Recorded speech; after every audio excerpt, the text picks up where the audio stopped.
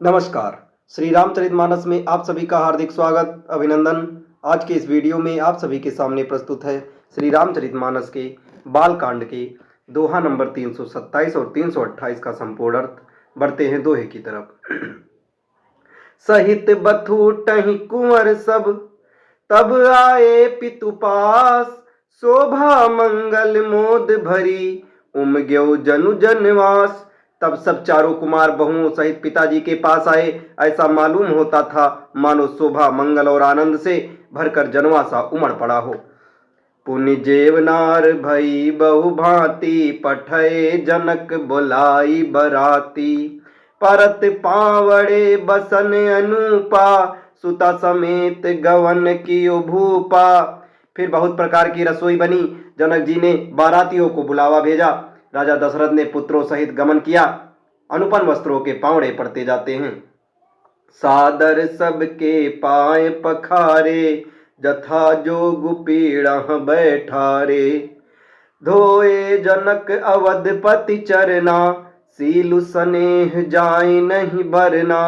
आदर के साथ सबके चरण धोए और सबको यथा योग्य पीढ़ों पर बैठाया। तब जनक जी ने अवधपति दशरथ जी के चरण धोए। उनका सील और स्नेह वर्णन नहीं किया जा सकता। बहुरी राम पद पंकज धोए, जे हर हृदय कमल महु गोए। तीनों भाई राम सम जानी, धोए चरण जनक निज पानी। फिर श्री रामचंद्र जी के चरण कमलों को धोया, जो श्री शिव जी के हृदय कमल में छिपे रहते हैं। तीनों भाइयों को श्री रामचंद्र जी के समान जानकर जनक जी ने उनके भी चरण अपने हाथों से धोए। आसन उचित सबहि निप दीन्हे, बोल सूपकारी सब लीन्हे। सादर लगे परन पनवारे, कनक कील मणि पान संवारे। राजा जनक जी ने सभी को उचित आसन दिए और सब परसने वालों को बुलावा भेजा। आदर के साथ पतले पड़ने लगी, जो मड़ियों के पत्तों से सोने की कील लगाकर बनाई गई थी।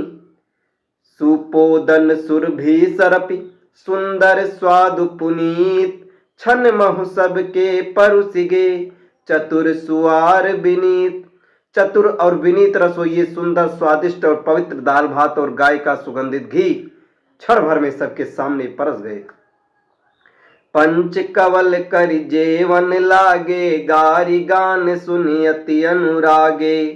भांति अनेक परे पकवाने, सुधा सरिस नहीं जाहि बखाने।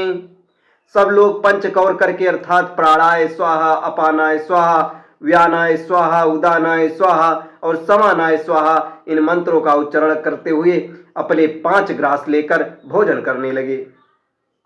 गाली का गाना सुनकर वे अत्यंत प्रेम मग्न हो गए। अनेकों तरह के अमृत के समान स्वादिष्ट पकवान परसे गए, जिनका बखान नहीं हो सकता। परुसन लगे सुआर सुजाना, व्यंजन विविध नाम को जाना। चारि भांति भोजन विधि गाई, एक एक विधि बरनि न जाई। चतुर रसोई नाना प्रकार के व्यंजन परसने लगे, उनका नाम कौन जानता है। 4 प्रकार के चर्व्य चोष्य लेह पेय अर्थात चबाकर, चूसकर, चाटकर और पीने खाने योग्य भोजन की विधि कही गई है। उनमें से एक एक विधि के इतने पदार्थ बने थे कि जिनका वर्णन नहीं किया जा सकता है। छरस रुचिर व्यंजन बहु जाति, एक एक रस अगणित भांति। जेवत देहि मधुर धुनि गारी, लय लय नाम पुरुष अरु नारी। 6 रसों के बहुत तरह के सुंदर स्वादिष्ट व्यंजन हैं। एक एक रस के अनगिनत प्रकार के बने हैं। भोजन के समय पुरुष और स्त्रियों के नाम ले लेकर स्त्रियां मधुर ध्वनि से गाली दे रही हैं, गाली गा रही हैं।